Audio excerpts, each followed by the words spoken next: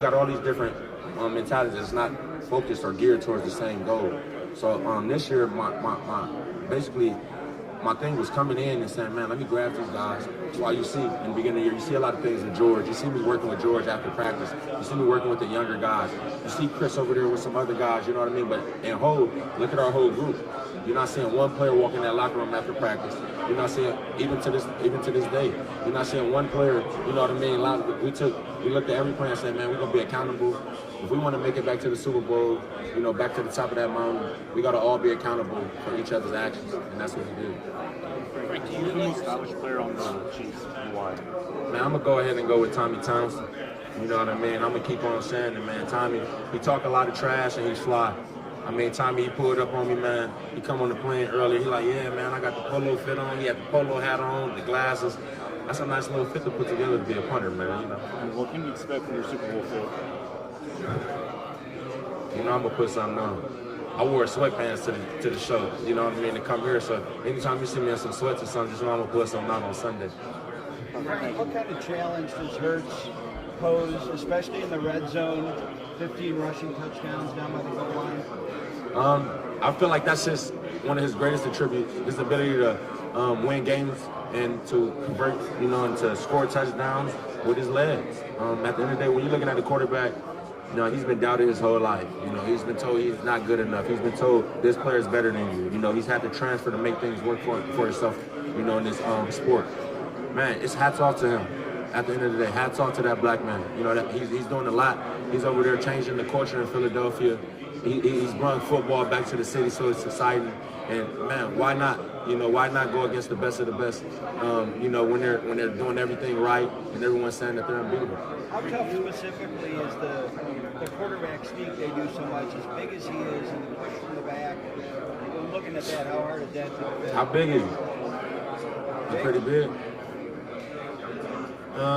I feel like it's always a challenge at the end of the day as a defense when you don't do what you have to do. You know, setting the edge starts at the line of scrimmage, building the wall. I feel like we got some of the best defensive tackles in football to do it. Derek Nottie, Brandon Williams, Colin Saunders. You got Big Chris Jones. You know, Chris will go in there. He ain't gonna let nobody, you know, push him around too much. Big Colin feet don't move. If you notice when the double team hit him. And big old Nottie been playing some football out of his mind. I ain't seen a man 330 pounds run to the football like Derek Nottie has. So when you have all these different assets as a defensive unit and as a defensive line specifically, I feel like it kind of, you know, it helps, you know, with these run games and, you know, the things that he's able to do. Frank, do you let yourself think about what this game can mean for your legacy and the legacy of this dynasty, second Super Bowl? I try my best, you know, not to. You know what I mean? Because at the end of the day, you can get sidetracked by that. And I understand what's going on. I understand there's a lot at stake. You know, I understand there's a lot going for me as well. You know, I hear the records, I hear all the, you know, the stuff and all of that. But, you know, I've never been focused on that. You look at the course of my career, you know, I've never been a guy that comes out and speaks on records. I've never been a guy that speaks on individual accolades. I done done a lot of shit, man. I look back and be like, dang, I did. You know what I mean? It's just the type of guy I am. You know, I'm not surrounded about a lot of things because I'm a team-driven guy. I care more about my team. I care more about the next player and bringing the next guy along than to, you know, dwell on the stat or dwell on the individual. Is that how the whole locker room feels about this?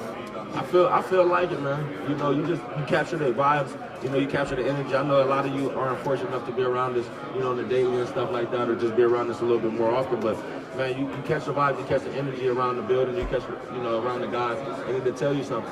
You know what I mean? It can tell you, it'll remind you of something, you know, a few years ago. And that's really all I can tell you about it. Hey Frank, do you ever go back and think about like the feeling you had after Tampa, and then kind of use that as a motivation factor at all? All the time.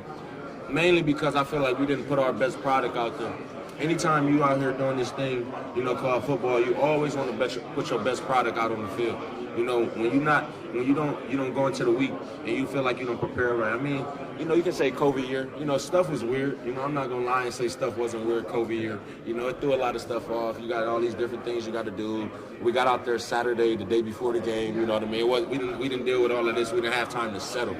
So but at the end of the day, it's not an excuse. You know, Tampa came to play football. They won the game, fair and square, and that's what it is.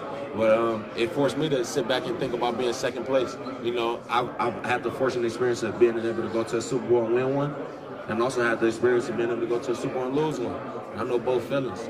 And I can tell you, you know, finishing second place and the things that you have to deal with, the thoughts you have to deal with, you know, those aren't thoughts that you want to stay with you for the next 6 or 7 months of your off season.